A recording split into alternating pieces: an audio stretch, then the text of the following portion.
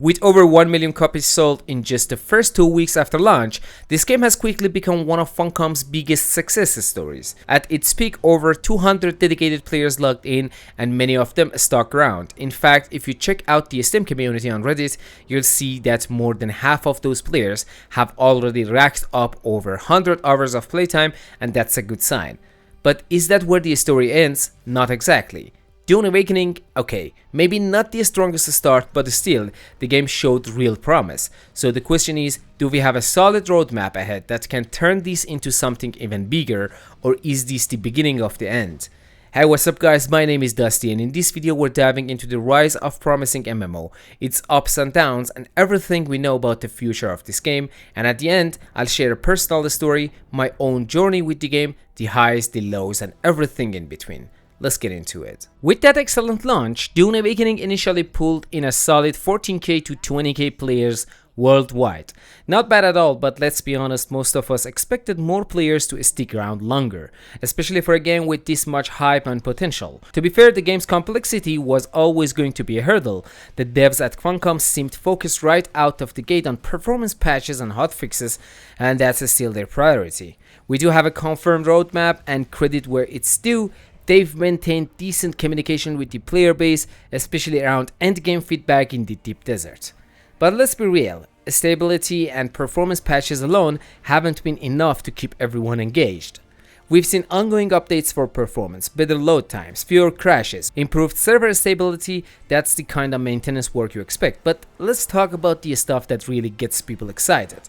For example, vehicles. We've all heard about the tanks, and yes, more vehicles are coming, improved handling, new types. They have confirmed this multiple times. In fact, tanks were always planned after launch. They've even shown up in the early trailers and game files, so they're not just a rumor, it's actually happening. But the other thing was the inventory UI improvements. That's in the works too. Right now it's functional but not great. Funcom said they're working on cleaning up the drops down to make things less confusing. No timeline yet, but it has been acknowledged. We had an update like 2 or 3 days ago which was about inventory management and stuff like that. They just tweaked some stuff, but it's not the one that we talk about here.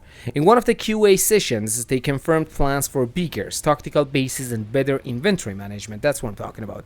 Players asked about this in Discord, and the devs respond it was almost ready for launch, but just didn't make the cut. It's coming, in some way, shape, or form, as they put it. They've also said they're adding more quests this year, especially new contracts tied into the Landsrat system. This means more tasks for houses, not just getting your rewards from representatives. This adds some depth and keeps things tied into the world building, which is nice. Now, one of the biggest asks from the community was guild management. Right now, there's no way to see who took that from the base, who took what from base, no permission system, no clear ranks like officer or newcomer. For bigger guilds, that's actually a nightmare. They've talked about fixing this. New tools will be added, things like access logs, rule-based permissions, and general quality of life improvements to help larger guilds stay organized. It was mentioned before full release, but no date yet. Still, it's a promised feature, and for a game with this kind of community-driven gameplay, it's super important. What's encouraging is the plan to release major updates every 3 to 4 months. That's a pretty solid cadence. If they can stick to that, it gives players something to look forward, which is crucial for long-term engagement. Now for the PvE lovers, yes, they have talked about raids, not full-blown MMO style raids, but PvE endgame content tied into the Landsrat system.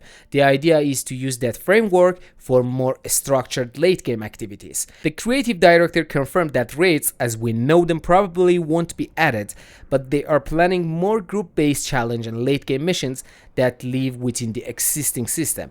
It's a smart approach, evolve the endgame without breaking what really works. It means sticking with the foundation of the Landsrat and the endgame of the game. Now let's talk about what's coming next, because if you thought things were slowing down after launch, yes, actually they do. So far we've already seen Funcom's been pretty solid with communication. Even if everything isn't crystal clear or dated, we know there are major updates that are coming in 3 or 4 months. That alone is a good sign for players sticking around, but the real meat of it is the DLCs.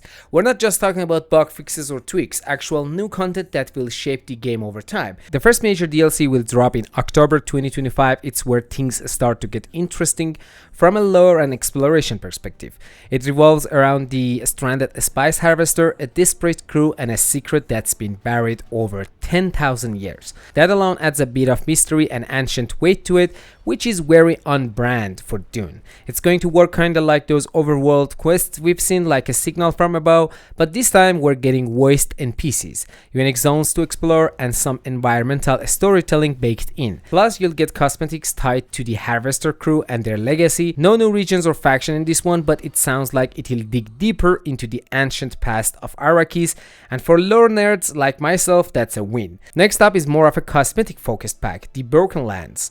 This is lawless, rugged zones torn apart by tectonic activity, home to some of the most ruthless raiders on the planet. It's not bringing gameplay changes, at least not yet, but it's adding raider themed armor and weapon skins, vehicle paints, flags, emotes, and animations based on raider culture.